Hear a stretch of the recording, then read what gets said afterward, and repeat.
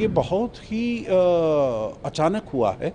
मेरे विचार से किसी को इसके बारे में उम्मीद नहीं थी। ये 26 सोशल मीडिया ऐप्स को जो बैन किया है, वो एक बिल्कुल जिसे कहा जाए एक ट्रिगर के तरीके से उसने काम किया है। इतना ज़्यादा भार सब लोगों की पीठ पर आ गया था उनके लिए, चाहे वो करप्शन का मुद्दा हो, चाहे वो अनएम्प्लॉयमेंट का मुद्दा हो, इन्फ्लेशन का मुद्दा हो। जो युवा वर्ग की पीढ़ी है, उनको अपने सामने कोई भविष्य नहीं दिखाई दे रहा था। नेता हैं और अफसरान हैं और उनके जो परिवार है और उनके जो बेटे बेटियां हैं, वो कितनी उनकी जो किस प्रकार की लग्जूरियस लाइफ वो लीड कर रहे हैं। सब्र का जो बांध था वो एकदम टूट पड़ा और वो सब सामने आ गए। केवल ये सोशल मीडिया ऐप के बैन की बात होती तो वो तो कल ही हटा दिया गया था और गृह मंत्री ने भी, होम मिनिस्टर ने कल रिज़ाइन कर दिया था।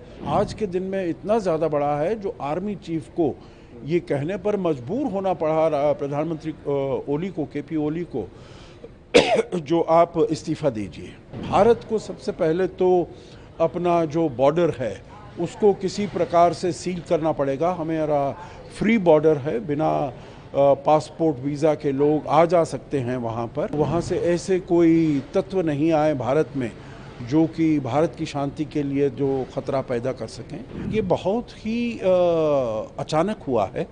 मेरे विचार से किसी को इसके बारे में उम्मीद नहीं थी और भारत को नहीं, नेपाल में भी किसी को इसके बारे में नहीं मालूम था। जो इतना ज़्यादा जो जेनजी है जो प्रोटेस्ट करने के लिए आ रहे हैं, अब प्रोटेस्ट तो होते रहते हैं और प्रोटेस्ट हमने देखा है जो चाहे नेपाल में हो या और देशों में हो, होते रहते हैं क्योंकि कुछ मुश्किलें होती हैं, कुछ दिक्कतें होती हैं। परंतु ऐसा प्रतीत होता है जो ये 26 सोशल मीडिया ऐप्स को जो बैन किया है, वो एक बिल्कुल जिसे कहा जाए एक ट्रिगर के तरीके से उसने काम किया है, जिसे कहा जाता है last straw on the camel's back. जो इतनी ज़्यादा मुश्किलें और इतना ज़्यादा भार सब लोगों की पीठ पर आ गया था उनके लिए, चाहे वो करप्शन का मुद्दा हो, चाहे वो अनएम्प्लॉयमेंट का मुद्दा हो, इन्फ्लेशन का मुद्दा हो।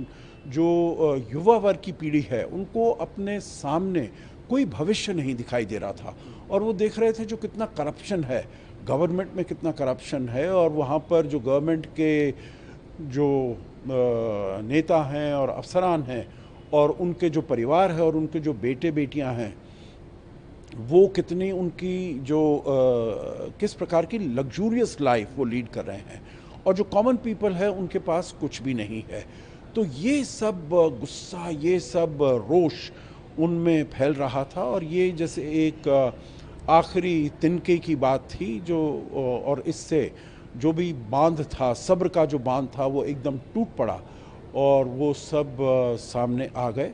अगर केवल ये सोशल मीडिया ऐप के बैन की बात होती तो वो तो कल ही हटा दिया गया था और गृह मंत्री ने भी, होम मिनिस्टर ने कल रिज़ाइन कर दिया था। तो अगर केवल वही बात होती तो ज़रूर इस प्रोटेस्ट को वापस ले लेते, परंतु वो प्रोटेस्ट और भी ज़्यादा बड़ा है।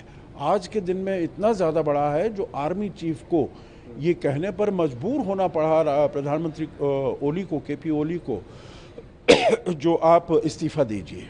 क्योंकि अब जो युवा वर्ग की पीढ़ी है उनके सामने ये भी था, जो ये 3-4 लोग हैं, उनका परिवार है, जिनका जैसे म्यूज़िकल चेयर चल रहा है।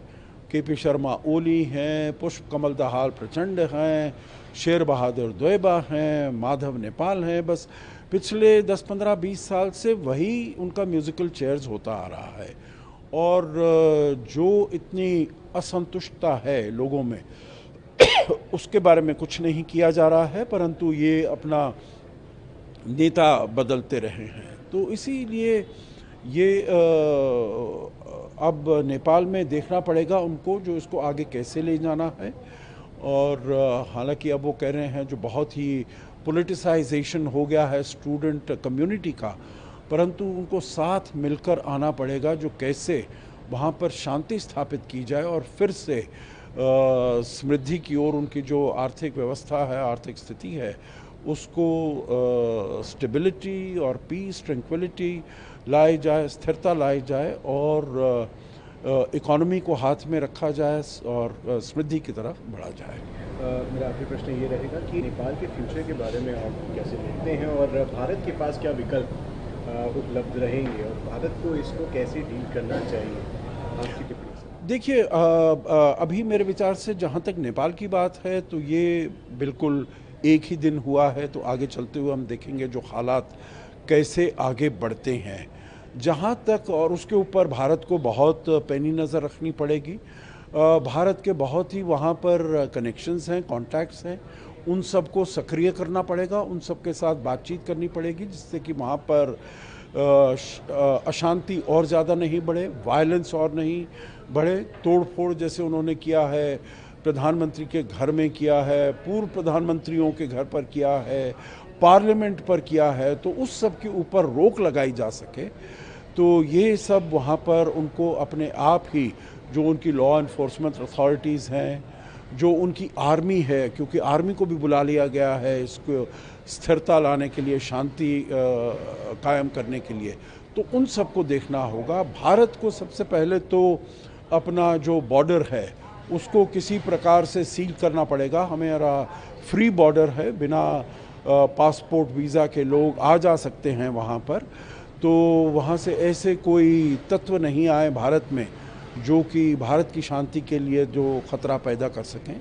और फिर भारत को अपना, हम शुरू से 2014 से कम नेबरहुड फर्स्ट पॉलिसी को हम आगे लेते आए हैं और मैं कहूँगा जो उसमें हमको बहुत सफलता भी मिली है, चाहे वो अपने हमारे संबंध हों श्रीलंका के साथ बेहतर करने के लिए 2022 में जैसे वहाँ पर इतना ज़्यादा मुश्किलात हुई, भारत ने कैसे उनकी सहायता की, करीब 4-4.5 बिलियन डॉलर का उनको आर्थिक मदद की जब उनके पास ना कोई एनर्जी थी, ना खाने को सामान था, ना उनके पास किसी प्रकार की दवाइयाँ थी, फर्टिलाइज़र थे, तो इन सब के लिए भारत ने उनकी सहायता की।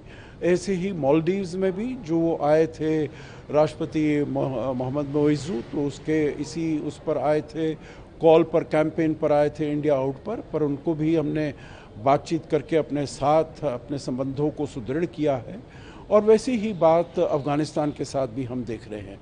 तो मैं समझता हूँ जो भारत के और नेपाल के संबंध बहुत पुराने हैं, बहुत हिस्टोरिकल हैं, बहुत ही सांस्कृतिक सिविलाइजेशनल हैं, तो पीपल टू पीपल कनेक्ट हमारा बड़ा अच्छा है।